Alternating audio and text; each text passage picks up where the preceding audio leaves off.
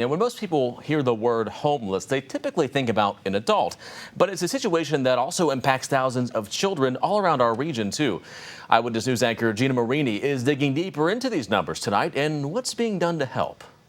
I didn't know where I was going to stay. I didn't know how I was going to go to school. I lived here in Charleston, but went to school in South Charleston. This is Cheyenne. She didn't want to show her face on camera. I feel like a lot of people are embarrassed to just, say that they're homeless, I feel like everyone deserves to have basic necessities, clothes, food, shelter, transportation. And yeah, it takes a lot of courage to stand up and let someone know you need help. Cheyenne is now 21, but she tells me what happened her senior year of high school. That typical, household where, parents divorced and everything like that. So I found myself getting kicked out by my mom. And Cheyenne was far from alone. Data from the West Virginia Department of Education shows that in 2023, there were more than 13,000 students homeless in West Virginia. And it's getting worse. Numbers from last year show more than 15,000 students were homeless. I went to find out how the numbers can jump so much so fast. That seems like that's a lot. Do you know the reasoning behind that? I think there's a lot of factors that control that data. One of them being the way that we are gathering the data, the way that we're receiving the paperwork, and how we are, a lot of people didn't know about MKV. So now that we're getting more of a word out that the services are here and that they're being offered, we're seeing an increase in the referrals.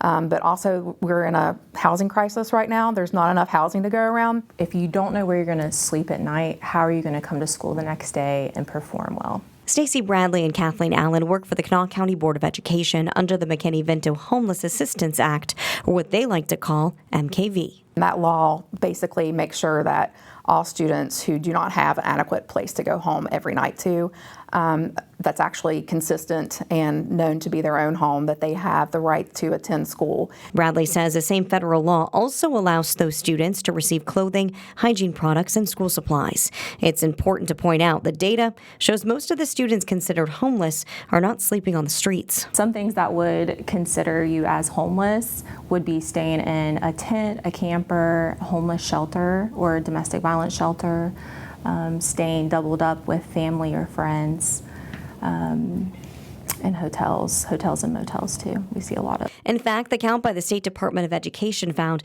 more than 80% of students considered homeless are considered to be doubled up. They could be living with a friend or doubled up with relatives. Anyone who does not have guardianship of them, that would be considered as being unhoused or homeless under McKinney-Vento. Cheyenne says she's grateful for the connections created by MKV. Kathleen herself, she was like a voice for me. She was, if you need any clothes, if you need any food, if you need help with transportation, I'm here for you. But I realized that I really didn't need those things, but more or so her support was what pushed me to, kind of keep going forward. Cheyenne has a job, an apartment, and says she's looking towards the future. I try to look things in a more positive way now after experiencing things like that, because I try to use that as motivation to keep pushing forward. Reporting in Charleston, Gina Marini, Eyewitness News. And if you'd like to volunteer or make a donation to help families in need, please visit sinclaircares.com. And we're also looking forward to a campaign tonight from Sinclair Cares, Homeless to Hope. That special will air right here on WCHS tonight at 11:35.